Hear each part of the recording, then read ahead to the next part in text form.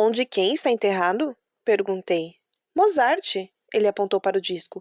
Está em algum lugar em Viena, mas não tem lápide com o nome para marcar o local. Você acha que era isso que ele queria? Deixar sua música viver, seguir desonerado de elogios e adulações? Eu não sabia o que significava desonerado, e pensei que adulação podia ser uma bebida, então me limitei a responder o que devia ser óbvio. Não sei. Acho que ele queria que fosse assim. Queria ser enterrado naquele espaço em branco. Está ouvindo? O menino falava de um jeito engraçado, meio alto demais sem entonação. Prestei atenção, mas só ouvi o barulho da agulha no rótulo do disco. Não tá tocando nada. Você precisa mudar a agulha de lugar. Não! Mozart é só para o domingo. Você estava zangado quando correu para cá. Então, criei o ruído branco para você, para acalmá-lo. É o que eu faço quando estou perturbado. Escuto o ruído branco. Sente-se melhor?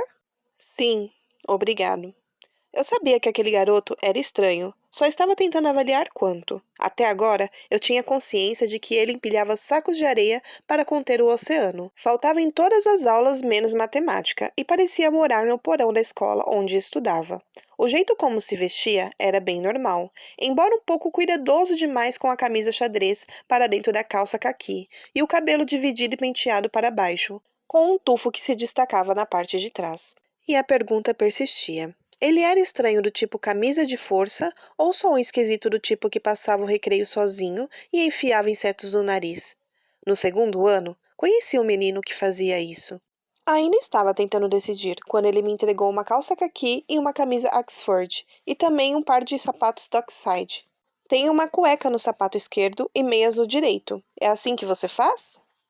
Pode ser, respondi. Obrigado. Não costumava guardar cuecas e meias nos sapatos, mas o gesto dele era gentil. Por isso, tirei da lista de possibilidades o estranho do tipo de camisa de força.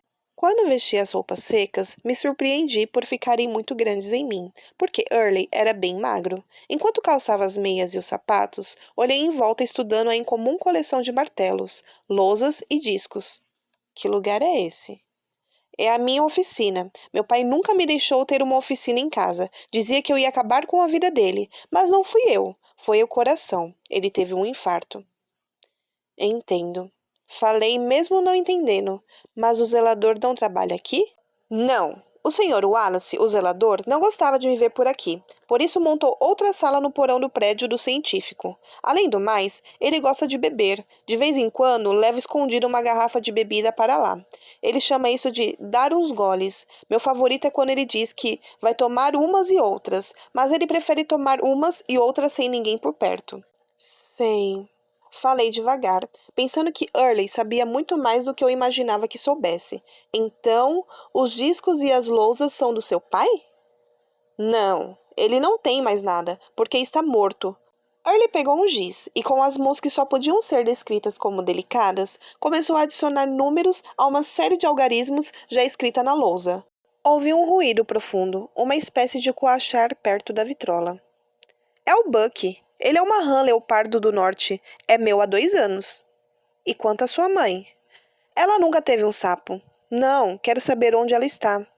Morreu quando eu nasci antes da hora. Ah, agora estamos chegando a algum lugar. Então você mora aqui, na sala do zelador.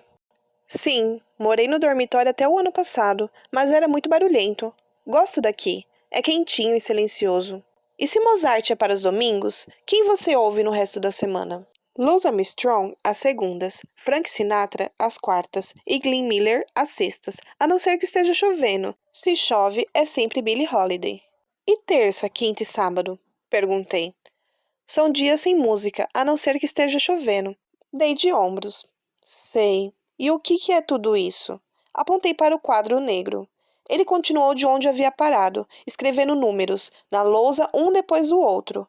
80, 66, 13, 00, 19, 27. É nessa parte que Pi se perde em um furacão e é salvo por uma baleia, e ele vai parar na praia de uma ilha tropical, pouco antes de o vulcão entrar em erupção. Eu estava começando a reconsiderar a camisa de força, então fiz a Early Alden, o mais estranho dos garotos, a mais importante das perguntas. Quem é Pi? Early desviou os olhos dos números e os cravou em mim, como se eu é que deveria estar usando uma camisa de força. Não. Acho que o olhar era mais para decidir se podia confiar em mim. Ele franziu a testa e parou. O giz ainda na sua mão. Finalmente pegou o apagador e, apoiado na ponta dos pés, limpou as centenas de números escritos em linhas retas na lousa toda. É melhor se você começar do princípio. Ele segurou um giz entre os dedos finos e escreveu na lousa 3 números e um ponto decimal. 3,14. Reconheci o número pi, ou o começo dele, pelo menos. Coincidência ele ter uma lousa cheia de números quando discutíamos justamente isso na aula. Porém, minha mãe sempre disse: não existe coincidências, só milagres, e aos montes. Como você sabe? As pessoas também diziam que era loucura afirmar que a Terra não era plana ou que ela se movia em torno do Sol. Não o contrário. Não consegui resistir. Deve ter gente que acha loucura dizer que não existem cascavéis no Maine. Não! Early fechou as mãos junto do corpo. Não é assim, porque a Terra não é plana e ela gira em torno do Sol.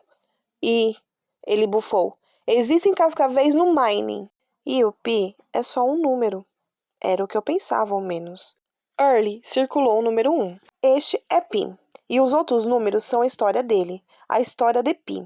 Começa com uma família. 3 é a mãe. Ela é bonita e bondosa e os leva sempre no coração. 4 é o pai. Ele é forte e bom. E aqui, Early apontou o número 1 no meio. Está pi. A mãe deu a ele o nome de Polaris, mas disse que ele teria que conquistar seu nome. O astrônomo, a história de pi. Antes de as estrelas terem nomes, antes de os homens saberem como usá-las para traçar seus caminhos, antes de alguém se aventurar além do próprio horizonte, existia um menino que se perguntava o que havia além de tudo aquilo. Ele olhava para as estrelas com admiração e fascínio, mas o fascínio não era consequência só da veneração, era fruto também de uma pergunta: por quê? A pergunta começou como uma centelha em seu peito e cresceu como fogo, que só a curiosidade de um garoto pode acender. Por que o céu é tão grande? Ele perguntava à mãe. Por que sou tão pequeno? Por que a água chega mansa à margem só para se afastar de novo? Por que a lua muda de forma? Por que as conchas guardam o som do mar? Por quê? Por quê? Por quê? A mãe não tinha as respostas para as perguntas, mas sabia que um dia seu filho iria embora, e esse dia não estava tão distante quanto havia estado antes. Ela deu a ele o nome de Polaris, um grande nome para seu menininho, e por ora ainda o chamava de Pi. Mas os dias passaram, a lua mudava de forma e o oceano lambia a praia e recuava muitas e muitas vezes. Um dia, quando eu for grande, ele pensava, vou pôr meu barco na água e seguir a maré quando ela recuar, então saberei por quê. E o menino cresceu. Um dia ele procurou a mãe e ela soube. Os dois choraram suas lágrimas, embora não fossem as mesmas.